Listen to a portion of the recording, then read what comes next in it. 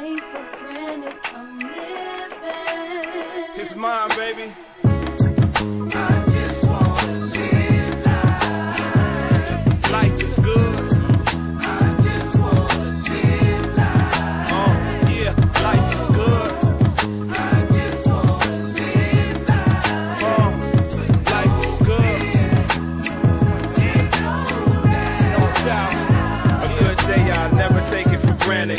Tomorrow ain't promised. I'm still paying homage cause my ships ain't landed. Just to have an understanding that one day this is passing. When I had places to go but I couldn't afford the gas it. The jobs ain't hiring and I ain't even trying to be underpaid with the same old 9 to 5 shit. Family and friends struggling to make ends meet. Out here hustling, you could lose your life in the street. You know a nigga did dirt and I seen dirt shovel. All before we get the chance to tell them that we love them. Wake up early in the morning, take time to enjoy it. I'm trying to get this money but don't wanna live for it. When the time gets good, ain't no time to ignore it. Cause you can get found slumped over in the morning. I'm living out the blessings I was born with. Now they like, damn, it sound good to hear the hit club on. It's good. I just wanna live life. Life is good. I just wanna live life. Yeah, life is good. I just wanna live life. No doubt. No fear and no doubt. Yeah, it's alright to have fabulous whips, nice house and chips, without somebody trying to run up and take my shit. Pretty women that stay well dressed as shit. Smoke up half the chronic and the rest you flip. Take your regular trips where the ocean's blue. Run up on me, you gon' fight with a whole platoon. Run with scholars and goons, cause they keep me in tune. They say I got an old soul from the way that I move. And whatever I do, give them 100 proof. So I can break it all down in these steps for you. From the powers that be to the powers that fall. We studied you niggas' actions, we ain't following y'all. I wild out and I ball, till they tell me I'm lost. I'ma live a good life, I'm affording the cost. They tell me life is short, we just living to die. So I'ma do my time with my head to the sky. Life is good. I just wanna live life. Yeah, life is good. I just wanna live life. Yeah, life is good. I just wanna live life. Yeah, With no fear no fears, y'all. and no doubt. Yeah, cause life is good. I'm trying to live my life better every day. Don't take for granted I'm living. Yeah, you got to know it's been a long time coming. Yeah, some niggas that I run with, sitting up in jail cells, suffering. Sitting on the outside, suffering. Hard to imagine that close to you, living life so tragic. So I spit it so graphic. Poverty on my blocks by the masses. Hater training camps by the classes just to escape and see something better. Got me working hard as hell, stepping up my level. Get this money, bring my homies right about the ghetto. Riding big trucks, only for the big bucks we settle. They say you got to see a little bit of hell to get you some heaven. So just imagine how I got where I'm stepping. Yeah, this life is good. I just wanna live life. Yeah, life is good. I just wanna live life. Life is good. I just wanna live life. No doubt, y'all. With no fear No fear, yeah. and no doubt. This life is good. I just wanna live life. Life is good. I just wanna Y'all can't imagine what life is like. Life is good. You know, I got this.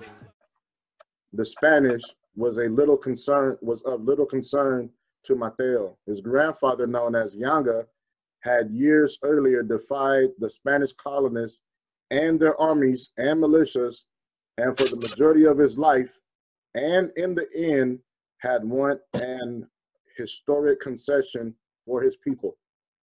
Yanga had organized blacks and Indians and fought against the brutality of slavery, eventually resulting in a signed pact with the Spanish viceroy that brought freedom to his followers and creation of Pueblo, where blacks and Indians could live in a degree of relief from the oppressive system. Right? Now, so when they say violence never solves anything, fighting never solves anything. That's what they say, right? Mm-hmm. Now, we're not advocating for that, but let's not retell history incorrectly. Let's not make false claims because we are afraid of what may happen next. Mm-hmm. It clearly says Yanga had organized blacks and Indians, so that's the indigenous, and fought against the brutality of slavery, eventually resulting in a signed pact with the Spanish viceroy. That means the Europeans that were there. Because they were outnumbered. Fought against the brutality. They didn't pray away the brutality. They didn't march away the brutality. They didn't, I'm sorry, my way through brutality. They didn't hug their way through the brutality. Mm-hmm. They didn't love their way through brutality.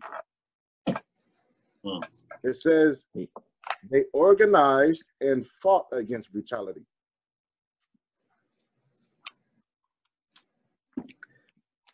So I just want to bring that up. Because And I want to there's other piggyback. narratives that are out there that we always get told, why are these people so violent? Why are they doing this? Why are they doing that? Yeah. And they focus on, they don't really care why. They really care more about what they're doing. Right? Yeah, They're asking why, but they're really focused on the what. When they should be focused on the why, because the why will give you the answer to the what. What they're doing is tearing shit up. Why are they tearing shit up? Because of X, Y, Z, blah, blah, blah, blah, blah. Wouldn't you tear shit up? Mm-hmm. If somebody just came in your house and took everything out of your house and then told you it's their house now? That's why I say, oh, my bad. Nah, just it's kind of getting a little bit off track, but from what you just said, that's how the cartels they do it out in Mexico. They go to small towns, so they, especially if it's like a midpoint, like where they fucking do transactions or whatever, right? So once they don't have business, they go to the town and they kick people's doors and say, all right, I'm taking your wife and bathe your daughter because I'm coming back for her. And the only way they stopped was when the village, they knew where, they were They camped start out fighting on. back. Yeah. They start fighting back. They took their own guns and Yeah. they fought back. Nobody researched that, Ramon. Yeah. Yeah. But yeah, okay. Yeah, sorry for getting sidetracked. But yeah. No, you're right though. Nobody researches that when the villages start fighting back. A lot of people don't give credit to the villages that stood down the cartels, bro. What you're bringing out is real vital information. And then the thing is, okay, so, but the government sends soldiers to take the guns from the village. That's right. And they're like, nope. They're like, if we're gonna go in war with you, lose our lives to protect our family, then let's do it. Bring it out, man. Yeah. Yeah. Yep. Yeah, I was gonna say also, be careful because what they're starting to do with the media is muddy the narrative a little bit by making it only about race when it comes to the issues of the law enforcement agency terrorism that we see. Whether Definitely, we got to be careful what we put out here on these things. What was that? So we got to be careful what we put out on these airs. Yeah, whether it be from federal policing aspect or local policing aspect, there seems to be a culture of that has been around that they not only brutalize, but they're terrorizing certain segments of the civilians, right? And that's a global issue. That's why you see so many people that were standing up for the latest round of uprising and civil unrest or civil disobedience lately, because everywhere in the world, the way people are policing, somebody can relate to that, right? So we got to make sure that the media is not changing the narrative from being the terrorism that's involved in the way policing is performed versus the systemic racism that we have to deal with that goes with that, right? They don't have to be mutually exclusive, but you know, sometimes they overlap, right? Sometimes you have racist cops, right? But what I always say is, would you have a different outlook on the George Floyd killing if Derek Chauvin or whatever his name was black? Yes. You would have a different? Because I wouldn't have a different opinion. Me, I I'm would- saying police get your knees off people's neck. Yeah, but it would be a whole different type of upset. You understand? Like, I'm gonna be upset if someone who's in authority takes advantage of it, uses it, does X, Y, Z. But be a little bit more upset if I know that this man is a Ku Klux Klan in a cop's uniform, is coming to do his duty and performing it and getting away with it using the law to do it. Got you. Yeah, it's gonna be a little different for me. Okay, got you. Now, what if it's an Asian cop and a Caucasian victim? You got to throw the curveball, huh? Yeah, Because they're Asian cops. Right, You know what I'm right. saying? And they're Yeah. the white men are killed by the police at a higher clip than anybody else, okay. right? So what if it's an Asian cop that has Derek Chauvin is Asian, he has his knee on Caucasian person? Then you throw that into the brutality bucket, and you know we just go from there. Okay, We're gonna so go on. Yeah, that's the power for your. say it again. That's you're using your power bucket. Okay. For I like that. What if I like that what one. what if there's no proof that the Caucasian person is a part of a racial whatever group? Does it matter? Because what I'm getting at is the police are out of pocket. the police are out of pocket. That's my thing. Is the police are out of pocket. We can deal with race when race is. You're right. So you're not trying to make it a race thing. You're asking them a question just in. What I'm getting to is I'm seeing in the media they're trying to separate the two. We're not at war with the police. Our police are fine. We have an issue with racism, so we need to find the racist person in the precinct and plug them out because there's no room for racists in the police precinct. What I'm saying is I don't care about none of that. Right? That's a given. Okay. Duh. We're not supposed to have racism in the police precinct. Right? That's a given. What I'm saying is I don't care if it's a black cop on a Mexican kid's neck. Get your knee off the necks of civilians. Yes. I don't care if Eric Garner was a Mexican man and the cop that choked Eric Garner out was an Asian man.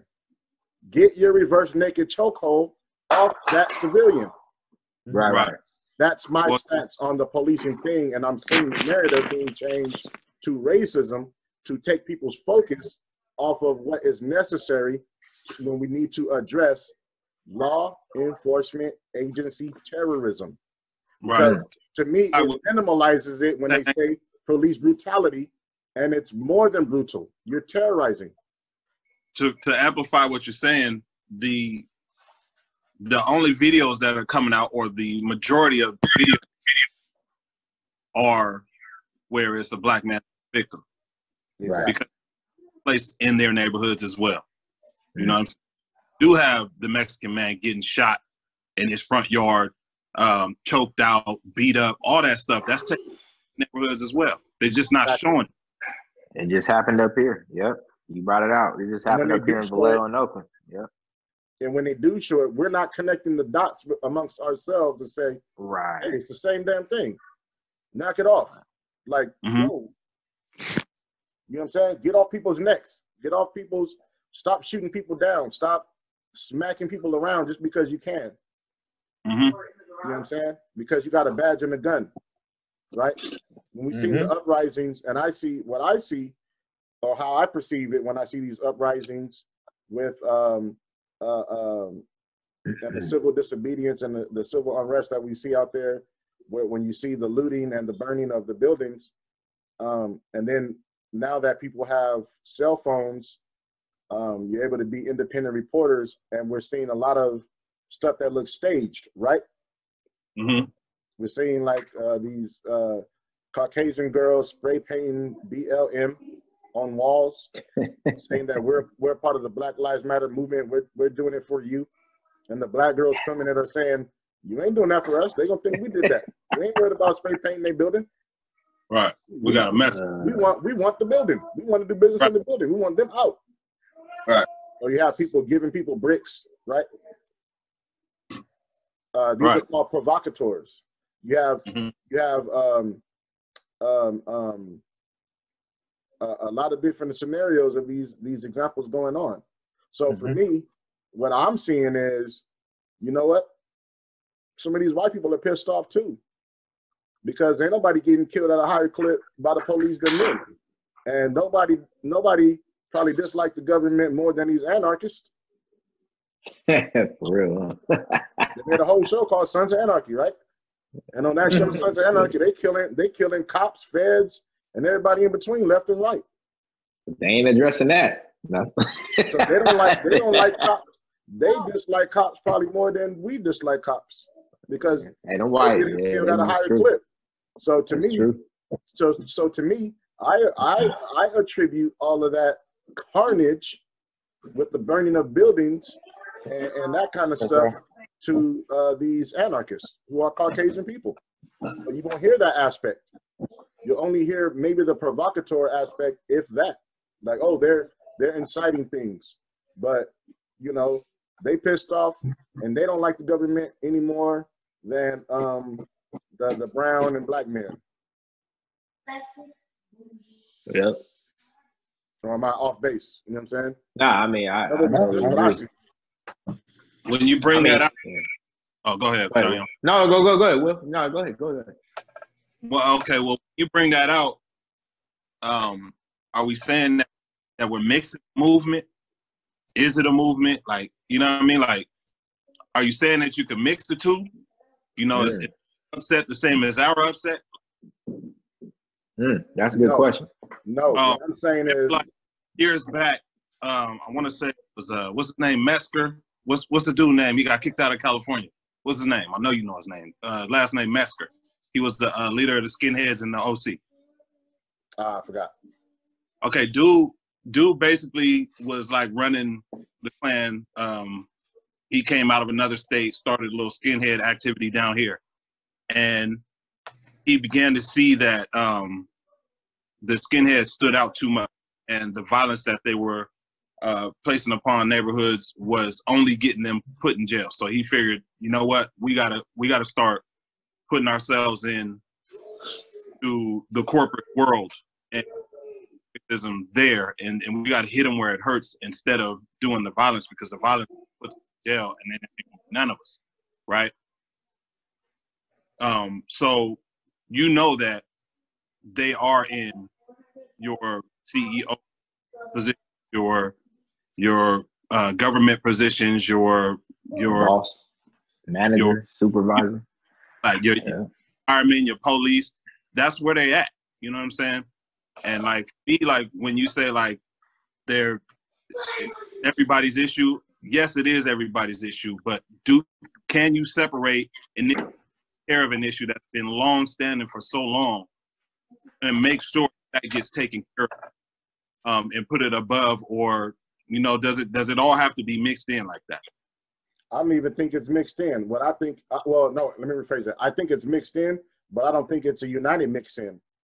What I'm saying is, like what you're saying is true. Like those skinheads, and they went corporate, and like even I think Eric Holder and the investigation that the FBI did, they said that these organizations have infiltrated police departments, right? So we know that these skinheads and other supremacist groups have infiltrated policing and of course, corporate America. We get that. But I'm not even, to me, those are not the anarchists. Who's the anarchist? That's what I'm saying. Those are the people who, that's why I referenced the show Sons of Anarchy. No. Yeah. Oh, so you're talking about like the, I'm referencing you the mindset. you're talking about the outlaws, the cast that's not in the system. You're talking about the cast that's in the woods and Peckerwoods and all that stuff. Yeah, those. What I'm saying is there's a distinction between them and the anarchists, but there's a connection between them as well. I never thought of that. Based off that show, you see that they make allies with those skinheads, i.e., at the end where Jax is dealing with Marilyn Manson's character, right? Yeah, I was going to ask you. So how the skinheads, right? Right. Mm-hmm. But they when they show the Sons of Anarchy outside of being around the skinheads, what do they call them? Racist pricks, Peckerwood pieces of shit. Right. They don't even like them, but they know that they have an allied group because if something happens behind the prison walls, they have an ally. Yeah, that's what they're going. Outside of that, what? Yeah. No. So basically, I got to interject. So, if I'm following you right, so it's basically how we misuse the word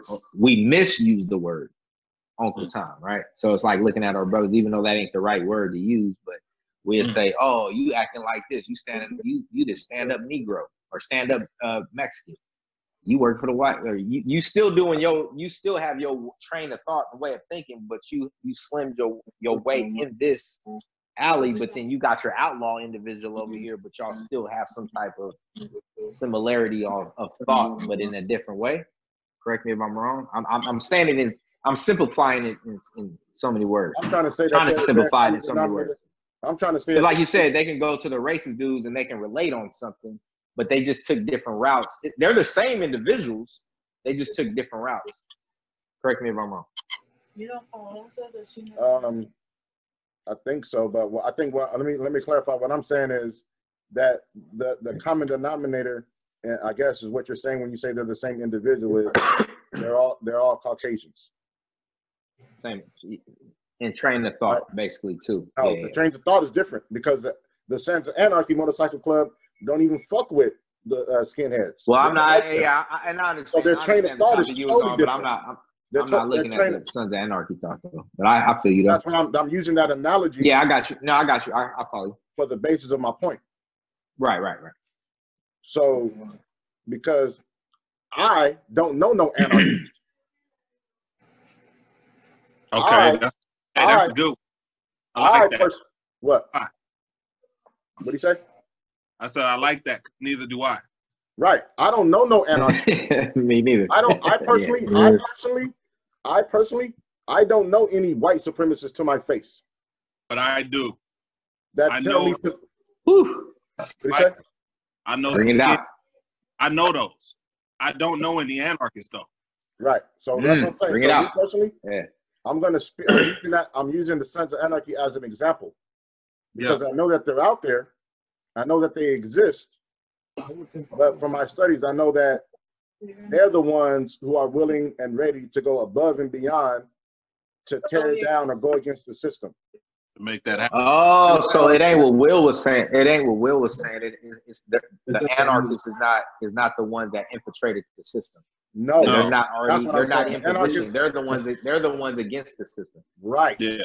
But in certain instances, I think some of them are in the system though. But that's just my. But what Tank is saying, they are the ones that come out and join your protest and get to tearing shit up. Got you. The militia. Now let me stop. That's what I'm saying. You have those people that will come out there and tear shit They're up. the destroy militia. They'll tear shit up, knowing that what did you notice about the Sons of Anarchy? Whenever they got into shit, what would happen? Blame it on the Mexicans. Blame it on the blacks. Right? The Niners. Yeah. Right? Right. Yeah. Ramon, did you watch Sons of Anarchy? Or Not a lot. Not a Sons lot. of Anarchy? Nobody? I didn't get a chance to watch it now. Shout out to Cat. Yeah, so we got vital. I A lot of recommend vital the show. information. Not in depth like that, though. I recommend the show, especially because the show that they have now, the spinoff, is Mayans. And it's from a different perspective, and it's better than the Sons of Anarchy, but it's dealing with the Mayans motorcycle club. So it's, Or something like that, yeah. a different perspective on a similar mythology of motorcycle clubs. But that's why I'm using that analogy, because I feel like, Imagine when he you know, goes to the even post on office. Sun, He you looks noticed that they was blaming the stuff on us. Well, Whenever Google that it's shit. Japan. Like they're doing now, like you said, with the bricks and the rocks and That's stuff. what I'm saying.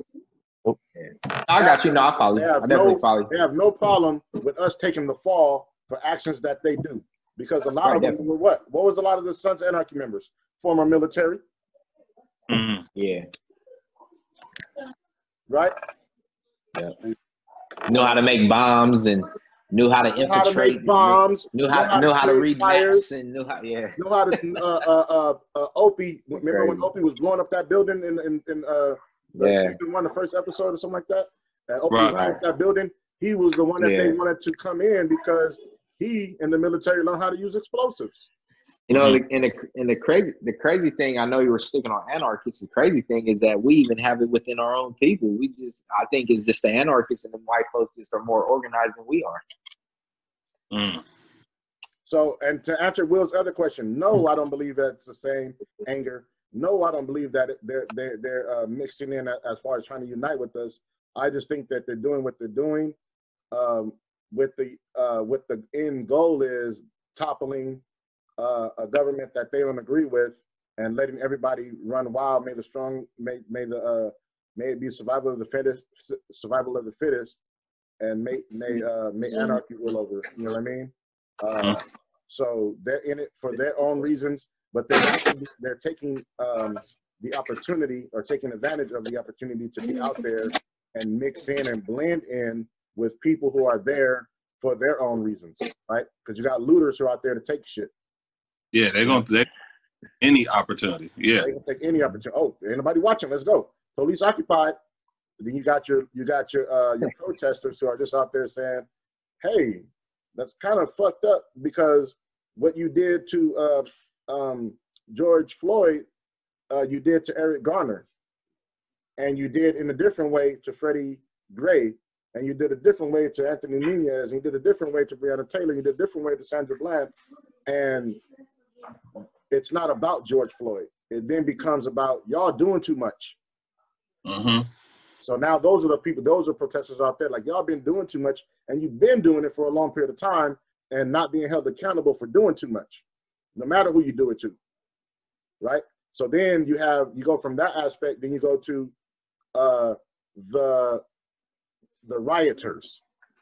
And those are the people who are inciting the burning buildings and smashing shit and all that and that whole nine.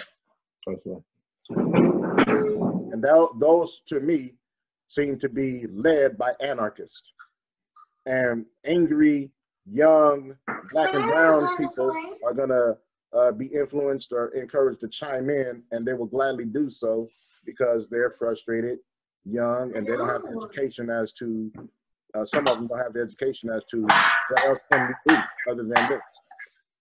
Mm-hmm. I think that anarchists are the ones who strategically incite a lot of that, and that should be a narrative that is talked about, in my opinion, when it comes to this the parts, because what's happening is it's all blamed on us. It's all being blamed everything on black and brown. It's always gonna be blamed. Yeah, it's always gonna be blamed. Especially, I think it's crazy within this time with social media. Even though we're getting bits and pieces and we're able to see it.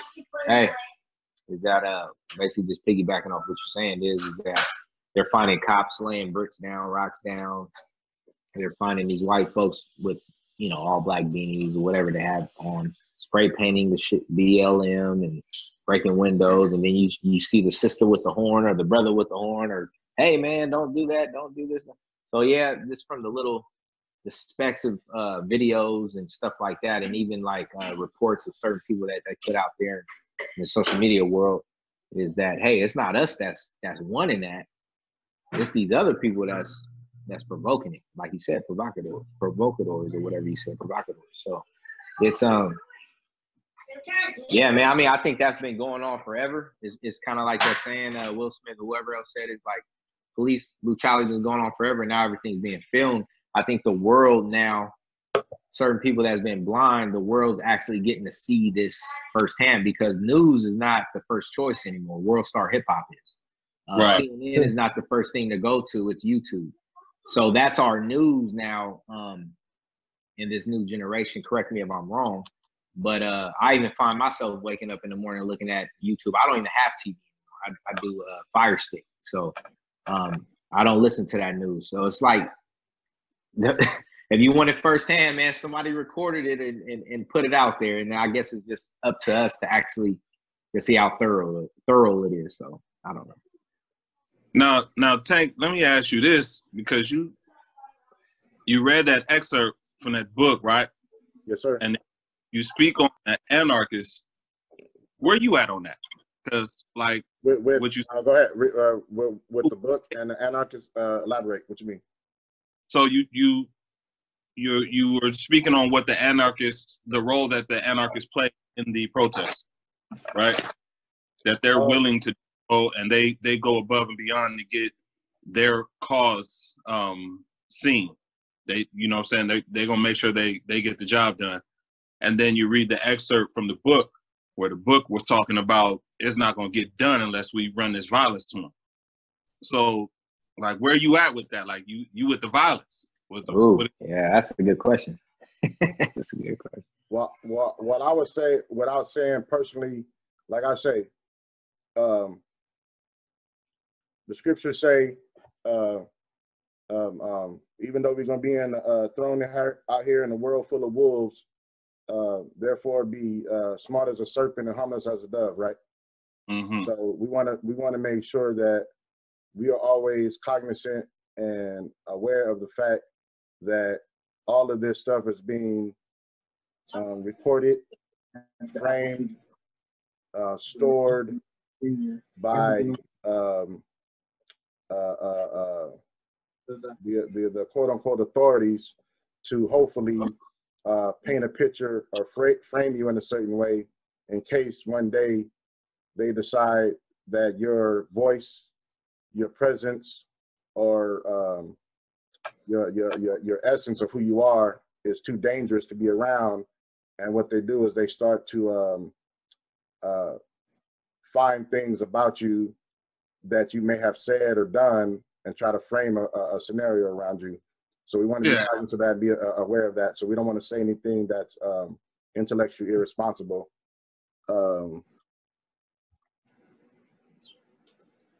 We have to be very, very intellectually responsible with how we word things and how we phrase things. So what I would say is, to that, where I'm at on that is, historically speaking, when people make the phrase, or try to make the argument that we just need to talk, that love conquers all, that violence never solves any problems, that fighting won't solve any problems. I'm saying that there's no historical basis to substantiate those claims.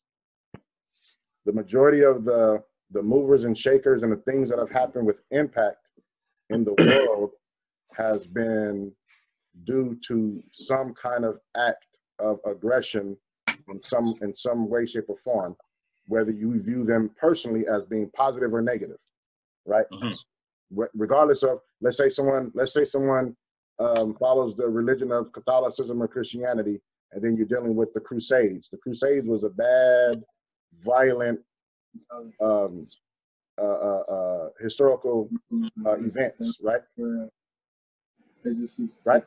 But it changed the way the world views their religion of Catholicism and Christianity based off that violence. So there's no, what I'm saying is there's no precedence for that to happen without violence being done. So I'm not sure if I'm answering the question as far as if you want me to say if I support violence or anything. Yeah, brother. That's it. That was it right there. Okay.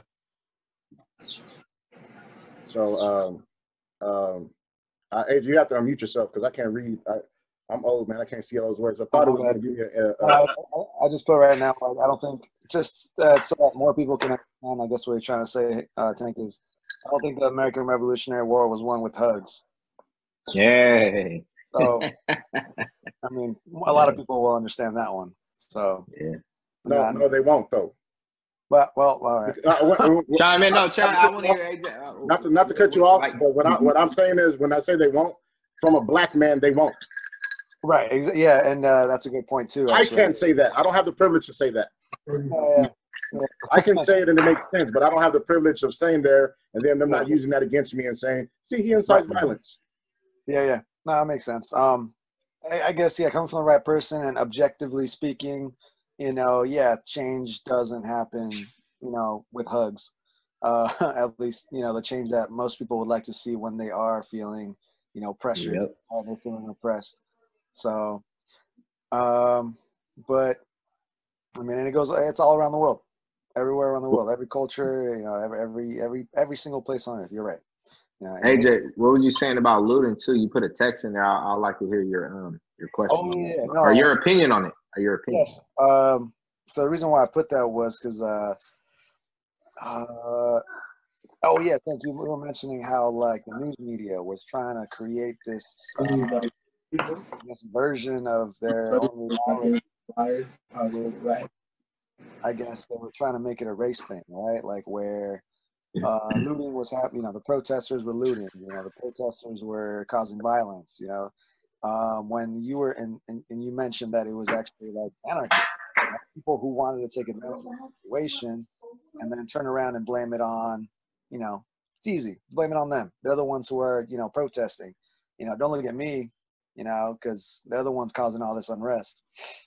Or so I think I wanted to hear your take on that, and I think I know what it is. You know, basically, I guess is what I just said.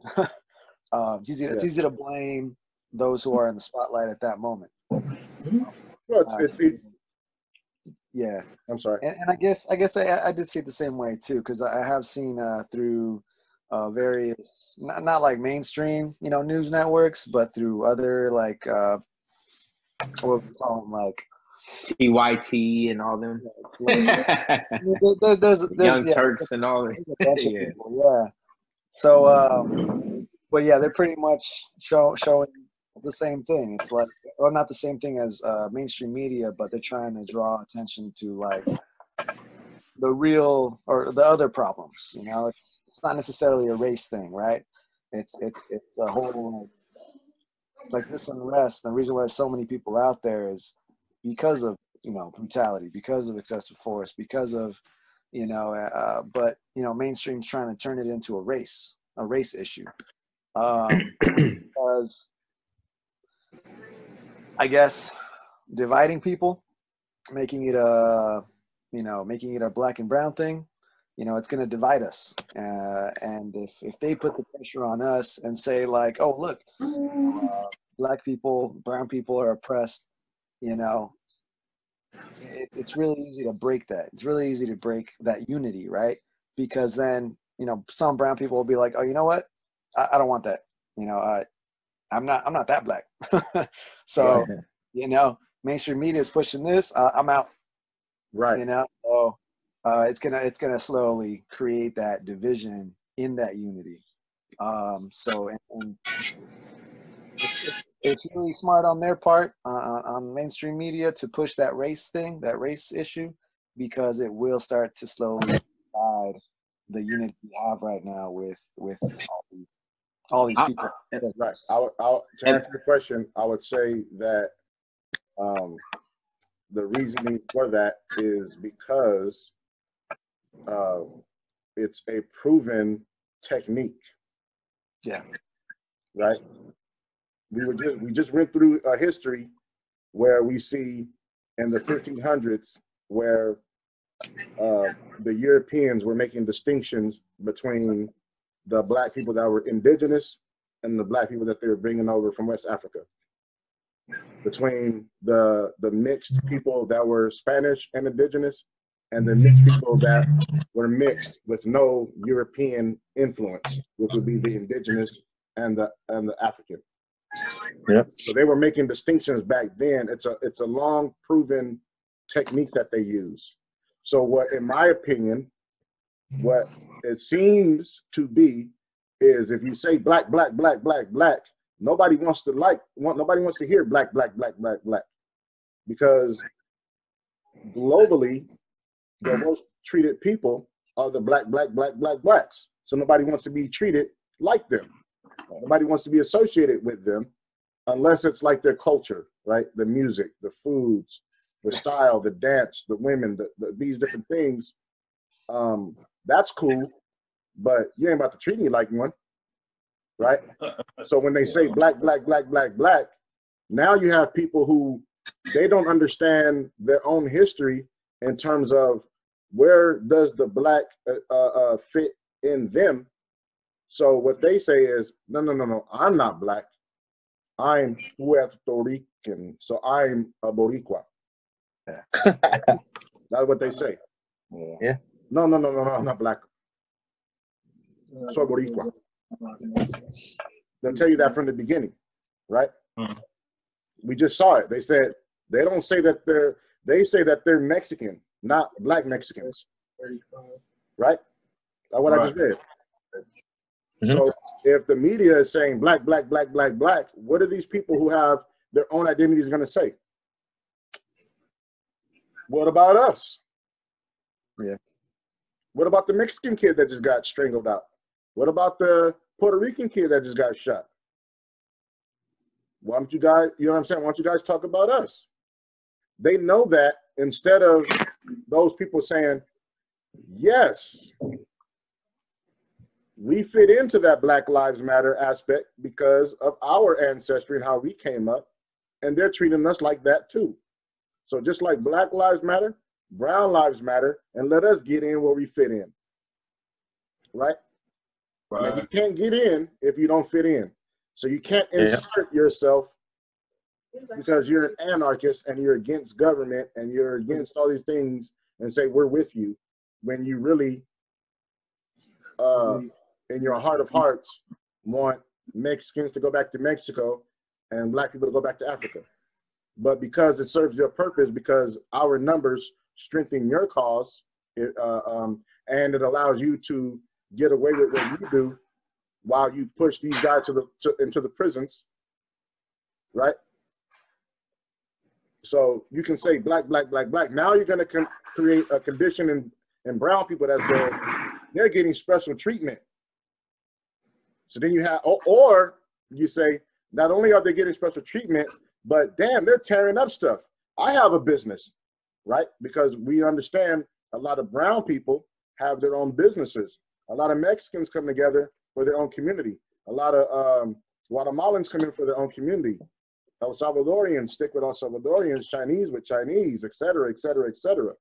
So those groups are banding together and saying, they ain't burning down my stuff because that dude got strangled in Minneapolis. So we see the niggas come our way, it's blam, blam, blam.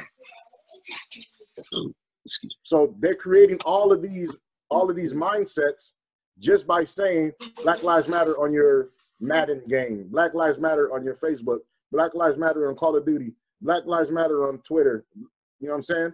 Now those people who do not psychologically align themselves with blacks, they are helping create an enemy. So now if we thought race relations was bad before, they're gonna get worse now that we have someone to blame for the National Guard being in the streets, for stricter laws, et cetera, et cetera, et cetera. Right? That's what will be my answer to your question, AJ. I don't know if that's acceptable, or if you want to be touch on something else. Or were you looking for something more specific? Yeah, I mean it's not a clear path. So I'm good with that answer. Yeah. I mean, I look at it like this too. When you say unity and like division, piggybacking off what Tank said is that I think a lot of these other cultures, which is Haiti, well, Haiti is a strong one that do relate with their West African roots, but the Cubans and Puerto Ricans and Mexicans, they will never relate their struggle with ours to this day. Bringing back up what Tank brought up earlier about Yanga.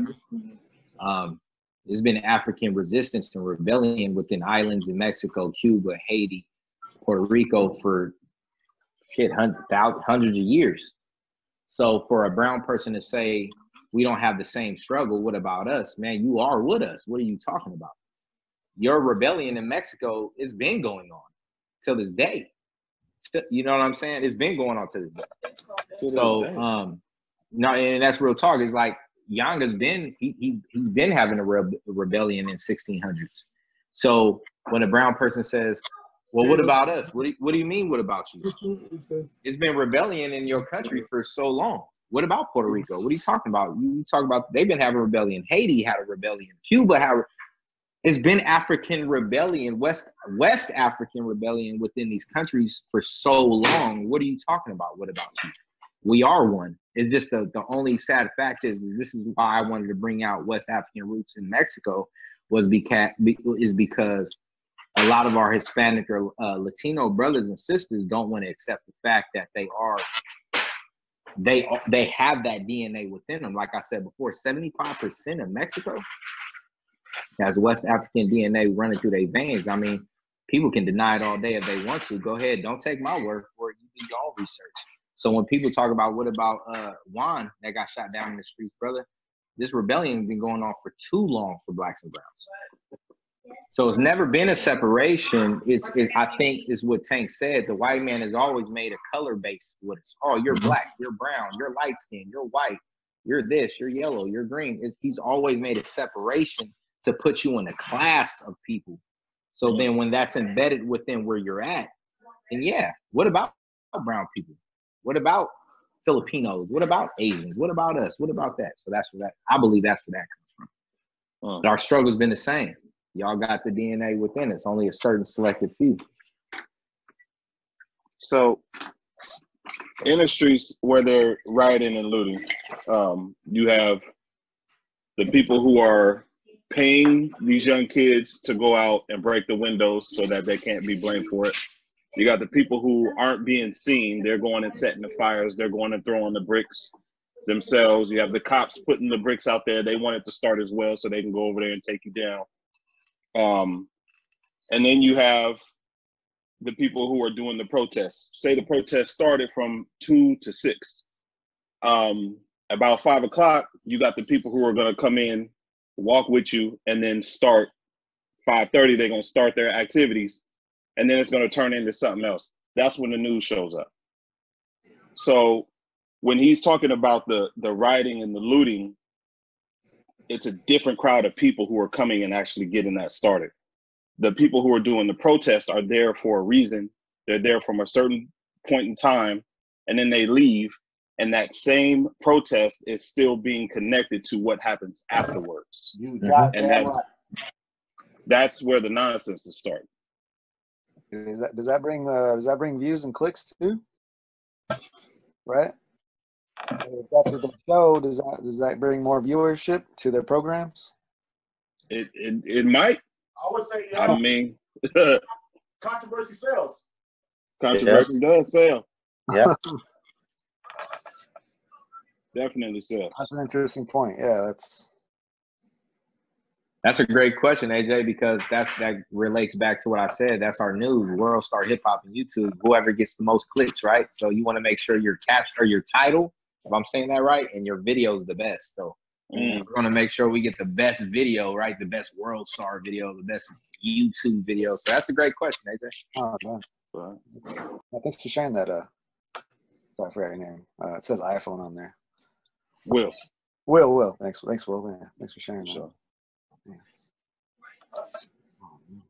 Yeah, it's true because, touching on Will's point, when they do get there, they do, their havoc and all that stuff. Of course, the protesters are going to back up their cause and take pretty much all the wrath of the looters and the, because they're sticking to their cause, you know, for standing up, and they're taking the worst end of the stick because they're about, you know, they're about backing up, you know, their plan, their for the social, you know, social justice. Exactly. They wanna go ahead, Biz. No, go ahead, brother. Go ahead. No, I was saying, yeah, exactly. They wanna make sure that they finish. They want to make sure their point is heard, and they're out there extra passionate. They're trying to make sure that they're being seen, they're being heard, and that the justice is brought out. Mm-hmm. And it's hard to separate. It's hard to differentiate the two because both of them are going to happen. Facts.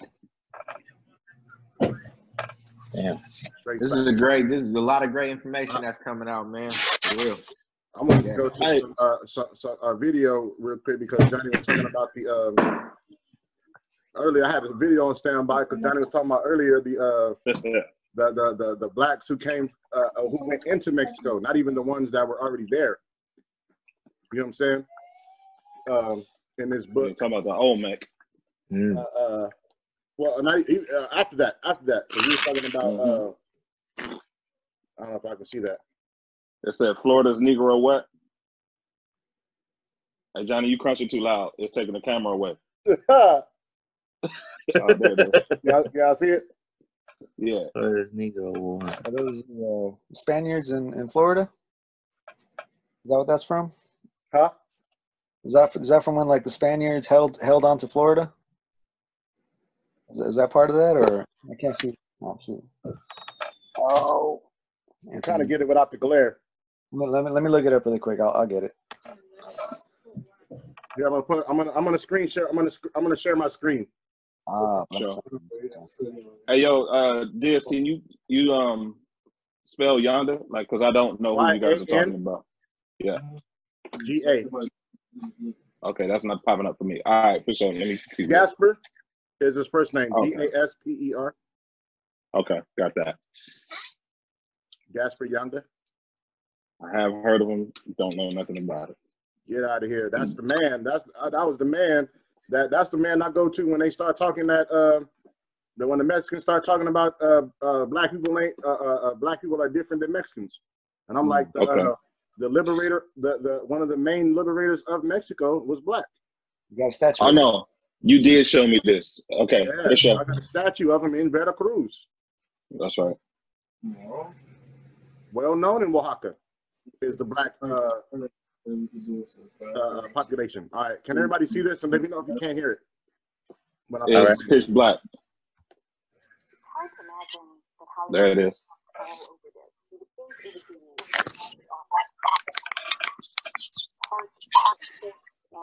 Hey, y'all mute your mics. Amistad is part glory with a little bit of dances of wolves thrown in. A story decades long of oppression and freedom fighting. I don't understand why there hasn't been more attention to John Horse and the Black Seminole.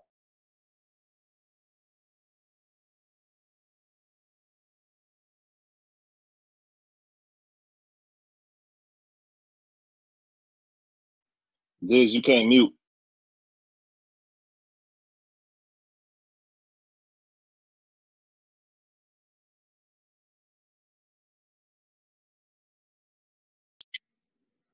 Audio went out. We can't hear Diz.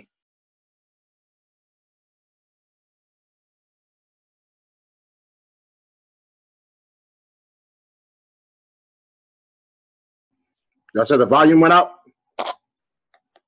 Y'all said the volume went out? Is that what y'all said? Yeah. I think somebody said the volume went out. Or am I tripping? Yeah, it did. It went out. Let me try again. Of rebellious slaves prior to the U.S. Civil War, and they formed the largest mass exodus of slaves across the United States, moving from the Florida Everglades through Indian Territory, what would become Oklahoma, eventually locating in Mexico, where they secured title to their own land. It's a remarkable story. It's overlooked not just by filmmakers, it's not well known in popular culture, and in fact, it's been overlooked by historians of slavery, if you can believe it. In the early 18th century, two groups in particular fled the colonial South into Spanish Florida, into the Everglades. One of these groups were Seminoles, who were migrating from the various colonies, just trying to avoid white encroachment, basically, trying to move someplace that white colonists weren't. And the other group was runaway slaves, people who were fleeing and trying to create a free life for themselves. Both were welcome in Florida. And in fact, the Spanish crown offered runaway slaves their freedom if they would defend the land for the crown, for the Spanish. So a mixed society emerged in the Everglades of intermarriage, family intermingling between these runaway slaves and the Seminoles. And in fact, the first legally sanctioned Black free town in the North American continent was in the Spanish Florida Everglades. After the American Revolution, people living in the southern states didn't really like living that close to a large armed population of former slaves, particularly when they were in league with the local Native American nation, the large armed group of free Seminoles. And they knew that their own slaves felt free to run away and be harbored by this group. They knew that they were welcomed. And so from George Washington's administration on, there was questions of what do we do about the problem of the Florida Everglades.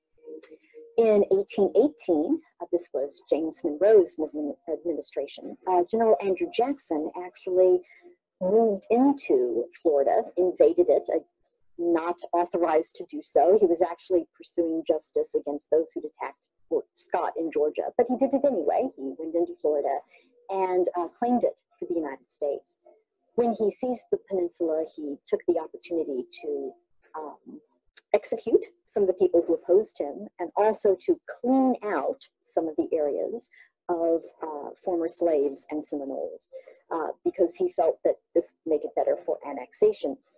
The United States then soon actually bought Florida from the Spanish. When Jackson became president, he decided to make sure that the Black Seminole communities were moved out by force. So he pursued this in his policy, his larger policy of Indian removal. This led to the Second Seminole War, which was 1835 to 1842, and became the largest and costliest of the so-called Indian Wars. Because the two communities were tied together, that is, the former slaves and the Seminoles, when the Seminoles were attacked in the Seminole War, this led to an uprising of the former slaves. In April of 1836, Black Seminoles and their Indian allies moved together to create what was the largest slave rebellion in U.S. history. This wasn't just a matter of runaway slaves. More than 385 plantation slaves ran away from their masters and joined the Black Seminoles, essentially in laying waste to the Florida sugar mills, which were some of the most valuable areas, plantations in the whole continent. One Seminole leader at the time was the leader Osceola, who is justly remembered by history. Another leader who rose up at this time was John Horse, who was ethnically a Black Seminole, and who would ultimately lead his people on a long and trying exodus for their freedom. In 1838, John Horse and the Black Seminoles agreed to stop fighting the U.S. government in exchange for moving to what was then considered to be Indian Territory, which is now today the state of Oklahoma, and for legal recognition of their freedom. So despite the fact many of them were runaway slaves, they would have the opportunity to start over again as free individuals. Once they moved from the Everglades to Indian Territory, however, they found that their freedom was under attack, both by whites and by other Native Americans. In 1840,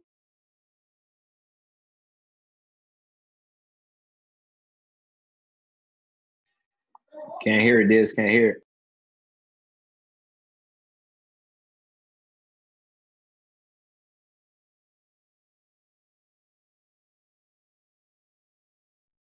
My bad. I didn't listen to Will. Will said I can't mute my mic, and I sure did mute it again because I had a phone call coming in. So my bad. Let me replay it.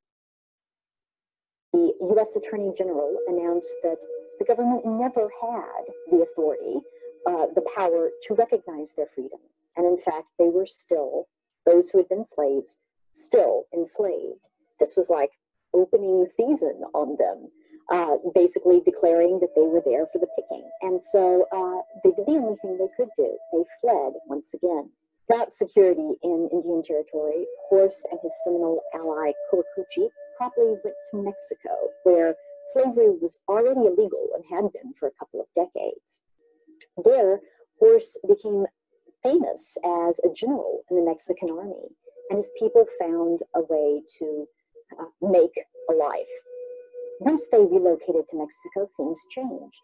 When slave catchers from the Republic of Texas went over the border to try to find the runaway slaves, now free men, they met resistance not only from the Black Seminoles, but also from the Mexicans and the Mexican army itself.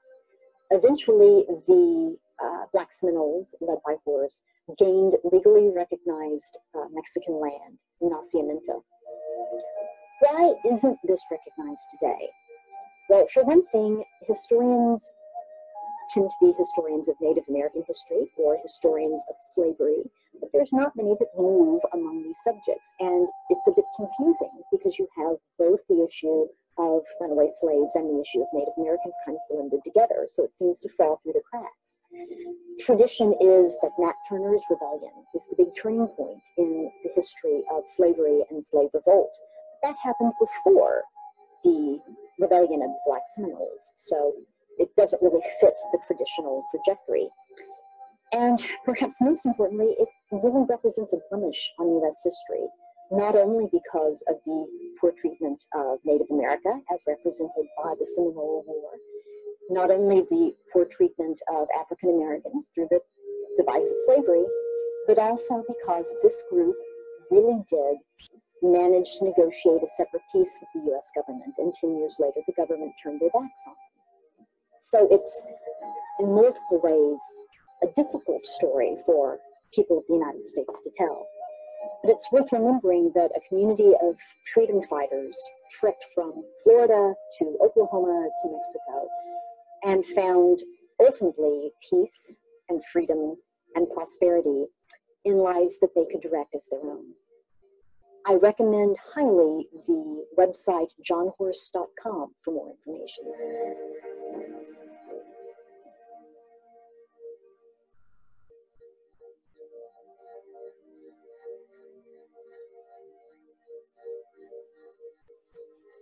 Oh boy. Deep, huh? Yeah. It's hard for me. Yeah, I like that one. When you're talking about, when you're talking about Johnny, bring that out. Johnny said, bring that out when they went into Mexico. What y'all think about AJ and Ramon? Hello? Yeah. Is that? I said, what do you think about that? The information. Shit. Good, man. Either we weren't taught that at all, you know, through our curriculum growing up, or I fell asleep during that point. But about that. Yeah, that's kind of a shame. It's kind of a shame that we don't know that, you know. And she's saying the largest in American history. Yeah. How is that possible when we always when all we can do is learn American history? Yeah. Hey, I think it's not the right shade of American history, brother. Now it's when let me stop. I mean, hey, it is what it is. I'm glad you brought that out, though. Yeah, it's definitely what I was talking about. Okay. Yeah. If we're gonna take American history, if we want to say American history, if we want to take it full and take it in, you got to give the good, the bad, and the ugly, man. Yep. Right. You can't give 9/11, and that's just that ain't even nothing right there. You can't give the Columbus found America, you can't give all the jewel well, let me say this. You can't give all the made up jewels. I'm gonna call it made up jewels. The way you want to, the way these people, these teachers, these scholars or whoever want to write these books. History is always going to show us. How they say it's going to show its ugly face. It's gonna show its face. So you can't hide from history, man. And once it starts coming out, and we have like these brothers on this platform as Will and Tank, and then me still learning and things of that nature, and then you guys with your knowledge, AJ and Ramon, it's just beautiful. History is going to obviously pull its ugly face out and look at you in your face and say, you can't deny me. That's like a kid you have. It's like a kid you might have, and you're like, hey, George, like, shit, you got my nose, you got my face, you got my eyes. You are the father. That's your baby. In layman's terms. You know that's your baby. Or in Mari Povich. All right, now we started trying to get into this one yesterday. Ramon, remember this? But I don't know, AJ, if you ever watched this one before, but check this out. Yeah, you know, everybody, this is Jay the Wanderer with Oakland Latinos Unidos, aka Oakland Latinos United, the voice of the Latino community in the Bay Area, California, YouTube, and beyond. Well, I'm on here with a new video for you to enjoy, and this video is going to be about somewhat of a controversial subject with a lot of Mexicans and Chicanos. But whether they like it or not, I'm going to make this video. And there's a lot of people that are going to agree with me and already know about this subject. Okay. At the Oakland Museum here in Oakland, California, there's an exhibit right now that was brought from Chicago by a museum called, I believe it's called the Chicago Mexican Museum of Art, something like that.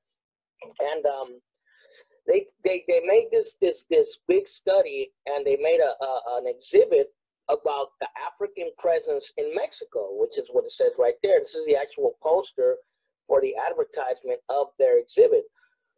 Basically, I guess they took their exhibit on tour, and they went through all kinds of different cities, and they hit Oakland. Yay! They came to Oakland, the Oakland Museum. It's a pretty good exhibit, believe it or not. I went to see it. I've went to see it twice already, and I'm going to go see it August, I believe, 4th, because we're going to have like a little celebration for it. And it's basically about the unknown history of Africans in Mexico, or African influence, or African slavery, or African anything in Mexico. Because usually when we think about Mexico, we never associate Africa with Mexico, ever. And no, I'm not Afrocentric or nothing like that. I'm just going to tell a story that's real. You know what I mean? That many Mexicanos, Chicanos, many of us raza always deny, but it's obviously there. Basically, the exhibit is about basically African slavery in Mexico from the Spanish conquest all the way to the Mexican Revolution, which was in 1810, I believe, or 1820. I forget. Oh, well. But I believe it was 1810 when the revolution started. But basically, it's about like the influence of Africans in Mexico. And I'll show you some pictures while I talk about this. A picture of, I can't remember what that is. It's a picture of something. And here's a picture of Yanga. Yanga. Let's talk about Yanga. Yanga was a slave who was brought from Africa. According to some records, it was believed he was some kind of a prince or a king in Africa. Some believe he was from an area of Africa called Gabon today. And he was brought as a slave to Veracruz, Mexico. And he basically rebelled sometime in the early 1600s against the Spaniards. And his army was made up of mostly African slaves, but also indigenous slaves. You know, many indigenous people from Veracruz, probably most likely Totonacas, because they were the dominant tribe in Veracruz, they were enslaved by the Spaniards. They rebelled against the Spaniards and headed up towards the hills of Orizaba, which is a mountain towards, I believe, the western side of Veracruz state. I've been to Veracruz, by the way. But basically, they hid in this area, and they attacked basically Spaniards that were trying to get from Veracruz, which was the principal port, to Mexico City. And they were so successful that the Spanish tried to defeat Yanga and his army, but they couldn't. So basically, they made a treaty with the Spaniards, and they told Yanga, as long as you leave our caravans and our people alone, we'll leave you alone and live in peace. So basically, Yanga and his community became the first free town in America, supposedly. I guess the first free town in the Americas. And the Yanga Rebellion is something that not very many people know about. All you have to do is look up Gaspar Yanga. And this is basically a statue of Yanga, which is in the city of Yanga in Veracruz, which is named after him. So all you got to do is just look up the history, and it's there. Yanga was probably one of the first, probably revolutionaries in Mexico. And here's a depiction of Yanga's rebellion, which is a more modern drawing. These pictures were actually taken at the Oakland Museum. And basically, you know, the exhibit shows about all kinds of things, about how, you know, Africans were brought to Mexico in large numbers, mostly the states of Veracruz and Guerrero, but also you got to look at the states in between, Mexico City, Zacatecas, Michoacán, Guanajuato, Morelos. You know, most of the central states have a very strong African presence. You know, not strong African presence, but you see the influence there, especially Veracruz and Guerrero. Me personally, I started studying about the African history and presence in Mexico a long time ago, probably way before this was done. You know, and the reason I started doing this was because I used to question a lot of things. Here's a picture of a girl from Veracruz who was in the Mexican Revolution in 1910. This picture was taken sometime between 1910 and 1920, which was the Mexican Revolution. And she was from Michoacán, and you could obviously see that she is of African descent. But my family in Mexico came from Michoacán. And when I was younger, I had an uncle and I had a couple of cousins that had African features. They looked black to some degree.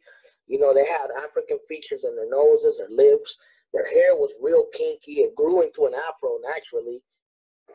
And I used to have another cousin who basically had a fucking Jerry curl as hair did. His hair was like a Jerry curl naturally. So I used to question this. I used to wonder why these people, why they looked black and why they had an African look to them. And mind you, they were not 100% related to me because their parents looked more African than my family. Because my family doesn't look as African. You know, I don't think we have African blood in us. We might. I wouldn't, you know, deny it, knowing the history of Mexico. But some of my relatives that had different moms and dads that were married into my family, you know, they had African look. They kind of look kind of like this girl. One of my uncles looks kind of like that, resembles a lot like this girl in this picture. And I used to wonder, you know, why that was. And when I used to ask people, ¿por qué ellos parecen como negros? Or why do they look like they're black? People would automatically assume, oh, they're Indian, they're Indios. That's always, you always hear that in Mexico when you say someone is dark. Son Indios. Ramon, Indios, Ramon. Wait a minute, but Indians or indigenous people, native people in Mexico don't have kinky hair. They don't have the lips and the nose like African people from Africa or African Americans have. And it used to boggle my mind. Here's another picture taken during the revolution of a man. No one knows who he is, but he's obviously of African descent. He's from Mexico. This was taken at the museum. So I used to wonder, you know, why that was. And I started looking into it. And then I bought a book that was called The Complete History of Mexico. I believe that's the name of the book. And it talked about African slaves in Mexico, and it opened my eyes. This was back in like 95, 94, when I was probably like 17 years old. And it opened my eyes. I'm like, so there were African slaves in Mexico. And it was like, you know, a lot of things started making sense to me after that, you know. And I noticed, like I said, Veracruz. I've been to Veracruz and the states of Guerrero, which were high slave states during the Mexican, during the basically the conquest of Mexico and the colonial times. Also, you know, states like Michoacán, like I said, some parts of Jalisco, some parts of Guanajuato, Morelos, even some parts of Mexico City and some parts of Zacatecas have been documented to have had slaves. You know, Zacatecas, they had a lot of slaves who worked in silver mines or copper mines. I can't remember, some sort of mines. because there was a big rebellion there also.